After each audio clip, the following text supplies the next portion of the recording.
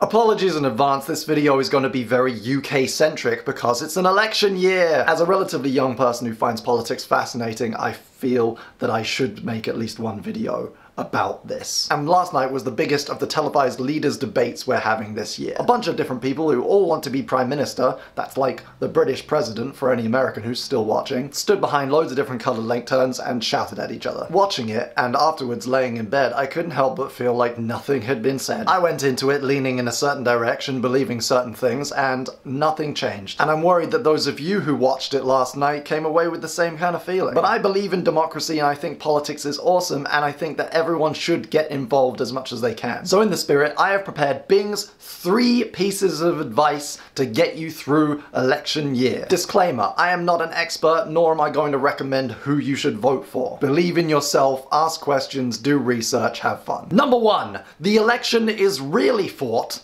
on Question Time. For those of you who don't know, Question Time is a weekly show on the BBC hosted by David Dimbleby, who's one of the greatest people alive. It tours the country, sourcing the audience from the local area and populating the seat with interesting and powerful people. Then they take questions for an hour. They actually go on for a bit longer if you listen on the radio. It is a simple and beautiful format for open discussion about whatever is on the mind of the public. The panel is usually mostly politicians with the occasional author or news editor. And this is where it gets interesting because those politicians are not the Prime Minister. They are not the candidates for Prime Minister most of the time. They're MPs with other jobs or members of other parties that have different specialties. Because politics in any country is not fought by single individual people. If you're into baseball or football, you don't just look at the manager, you look at the stats and the history of everyone on the team. And Question Time here in the UK affords us a really unique opportunity to hear other members of the political parties speak. Week to week you might hear from the culture guy, the agriculture guy, the money guy. You may believe in one party but see someone that you feel is a weak link. You may hate a certain party's policies but actually admire one or two of their speakers. When you vote, to a certain extent you're voting for all of these people, and it helps to know who's doing what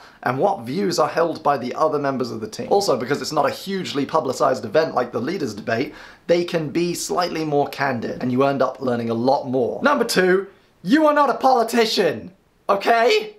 You don't know certain things, and you're not capable of seeing all the detail and nuance that they trained to see. This is somewhat linked to my first point because it particularly rubs me the wrong way when precious minutes of our hour of question time are being wasted. This year they tend to be wasted the most saying nothing of importance about the big topics. Immigration, taxes, and the National Health Service. These are things that it takes a lifetime to understand. But when members of the public ask loaded, charged, angry questions, politicians responding to them have only one option. Placed in that high-pressure position, they have no option but to lower themselves to that level of discourse. They have to be understood, they have to toe the party line, and they have to win popularity points, and that is not conducive to good discussion. I have no doubt in my mind that most of the people on a panel on Question Time want to do nothing more than get up and say, "You don't know!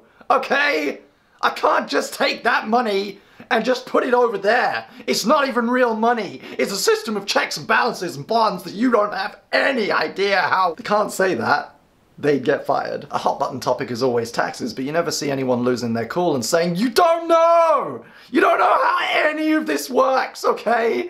It's macroeconomics on such a scale you can't even comprehend." Instead, when attacked, the only option they have is to defend and diffuse the situation with calm, useless words. And please don't misunderstand me, I'm in no way saying that politicians shouldn't be held accountable, shouldn't be asked to explain themselves, but the way in which you do ask and probe and question needs to be correct. And a big part of that is the humility to say, you know what, I don't actually know everything that these people have to face. And I don't understand entirely how taxes work. And I don't know what happens behind closed doors with Putin. And I don't know how Trident works. As courageous or duplicitous or slimy or impressive or weird or confusing as they may be, at a certain point you have to accept that they're specialists. Except the ones that aren't.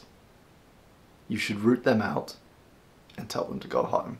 The third one is slightly more universal. Delight in being proven wrong. It's simple and it can work in so many situations, not just politics. I love debating with my friends. I love it when those debates become crazy fueled arguments. In order to engage properly with politics, you have to be open to debate. Shutting down the conversation is the same as losing. If you can't back up what you're trying to say, go do the research. And also welcome the idea that you may be wrong. Think about it this way, if you were wrong about something and you learn the correct thing, that's a net gain for you and humanity. In the end, losing an argument is just the same as winning an argument because progress has been made. So don't ever be afraid of it. I welcome all of my friends to try and prove me wrong about everything all of the time.